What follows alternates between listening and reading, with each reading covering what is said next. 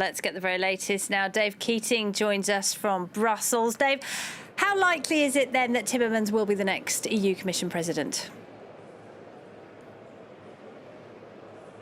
Well, it's still hard to say. I mean, essentially what we've seen happen is the candidacy of Manfred Weber has fizzled out as it became clear that he couldn't get a majority either here in the Council or across the street at the European Parliament. Now, he was the candidate of the centre-right EPP, the party that's had a lock on EU power for the past 15 years. So once he was ruled out, then Frans Timmermans, who's the nominee of the Party of European Socialists, the centre-left party, became the next logical choice. And so we're being briefed that he is really going in today as the man to beat, if you will. But he is facing significant problems, and that is he is fiercely opposed by Hungary and Poland. That's because as vice president of the European Commission over the past 5 years, he's initiated actions against both those countries' governments for rule of law violations. And he has been a particularly harsh critic of Viktor Orban, the Prime Minister of Hungary.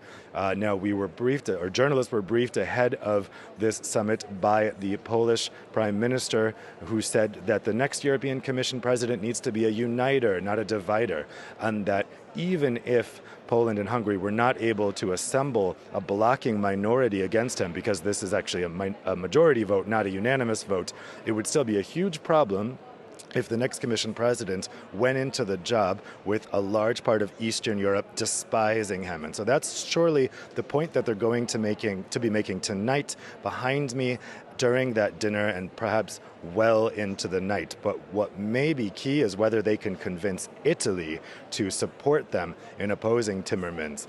Italy's Deputy Prime Minister Matteo Salvini is an Orban ally, and he has had nice things to say about Timmermans. Just a couple days ago, he said that he doesn't think Timmermans should be Commission President. But Salvini isn't Italian Prime Minister. That role is filled by Giuseppe Conte, who's the one who will decide Italy's position tonight. And so it may be all up to Conte whether or not he heeds the advice of his deputy prime minister, or he goes against him, supports Timmermans, and risks a collapse of the Italian government.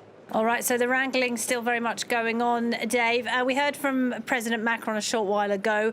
He says he not only wants the EU Commission President job filled tonight, he also wants some other major posts filled as well. What can we expect?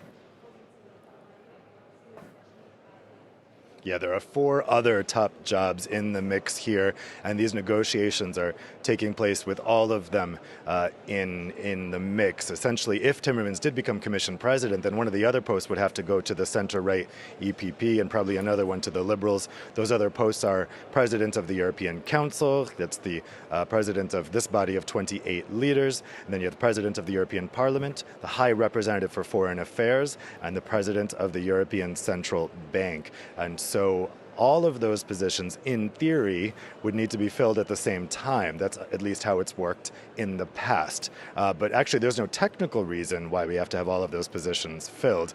Really, only 2 of them need to be filled with urgency, and that's the European Parliament President and the President of the Central Bank, both of which need to be voted by the European Parliament in Strasbourg when it meets for the first time on Tuesday. In theory, we could see the leaders leave tonight with still no decision on Commission President, and maybe they just appoint those 2 positions out of the 5. But it would really leave a lot of uncertainty, because I think people will start to think then, well, if they can't settle this tonight, they probably can't settle this for months, and we could be looking at a long political and institutional standoff. So it really is in all the leaders' interests to get this decision made tonight as long as they can.